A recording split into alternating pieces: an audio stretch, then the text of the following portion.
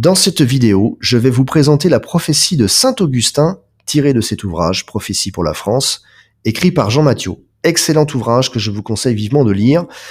Il fait du bien au moral en ces temps difficiles. Alors, qui était saint Augustin? Eh bien, on le voit ici en illustration. C'est un ancien évêque qui a vécu en Algérie, à cheval entre le 4e et le début du 5e siècle, à l'est d'Alger, dans un petit village qui s'appelle aujourd'hui Souk Arras, situé ici, donc à l'est d'Alger, pas très loin de la Tunisie. Alors, cette prophétie est très intéressante car elle souligne l'arrivée de deux personnages eschatologiques très importants qui constituent presque la colonne vertébrale de la fin des temps, à savoir ce fameux grand monarque qui doit bientôt arriver pour gouverner la France, et surtout cet antéchrist qui arrivera immédiatement après le règne de ce grand monarque. Eh bien, je voulais vous la présenter car récemment, il y a eu des commentaires qui me disaient qu'ils pensaient que l'antéchrist et le grand monarque étaient le même personnage. Eh bien, pour saint Augustin, père de l'Église catholique, c'est faux. Je vais vous présenter cette prophétie. Donc, quelques-uns de nos docteurs disent qu'un roi des Francs possédera l'Empire romain dans toute son étendue. Ce roi viendra dans les derniers temps du monde. Il sera le plus grand et le dernier de tous les rois. Après avoir heureusement gouverné son royaume, ce monarque viendra à Jérusalem et déposera sur le mont des Oliviers et son sceptre et sa couronne. Ce sera là la fin et la consommation de l'empire des Romains et des chrétiens.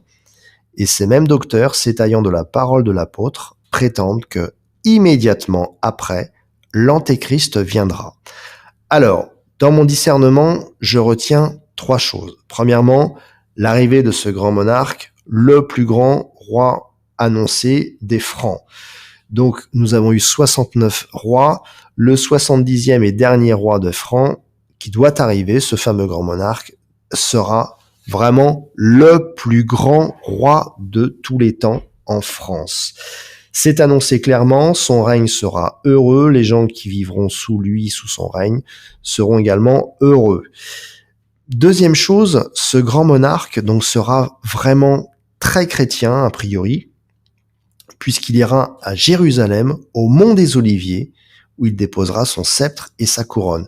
Symbole, un geste même presque extraordinaire, spirituellement vraiment énorme, puisqu'il reconnaîtra que le pouvoir temporel sera octroyé par le Christ lui-même, prince de la paix, maître des nations. Vraiment, si on va s'incliner sur le lieu de crucifixion du Christ, c'est un symbole, mais si on va déposer son sceptre et sa couronne alors qu'on est presque le roi du monde, c'est encore plus gigantesque. Troisième observation, donc l'arrivée de l'antéchrist est clairement mentionnée ici.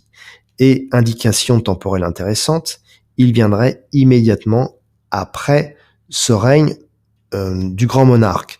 Donc, j'insiste, pour ceux qui pensent que le grand monarque et l'antéchrist sont un même personnage, eh bien, pour saint Augustin, qui est une référence en matière de théologie, eh bien, c'est faux.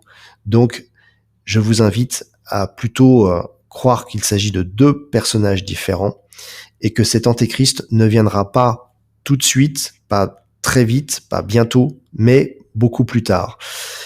Ce grand monarque, vous le savez, ne dirige pas la France. Nous avons actuellement des dirigeants qui ne sont pas du tout chrétiens. Et donc, ils vont tous être balayés par un mouvement révolutionnaire, c'est annoncé par d'autres prophéties, et ce grand roi, lui, va rétablir le règne social du Christ sur terre, et c'est après avoir vécu, donc à la mort de ce grand monarque, que l'antéchrist viendra. Je voulais vous en faire part dans cette petite vidéo qui est plus courte que les autres. Que le Seigneur vous bénisse et vous protège en ces temps de folie, et surtout, continuez de prier pour moi, j'en ai grand besoin. Amen.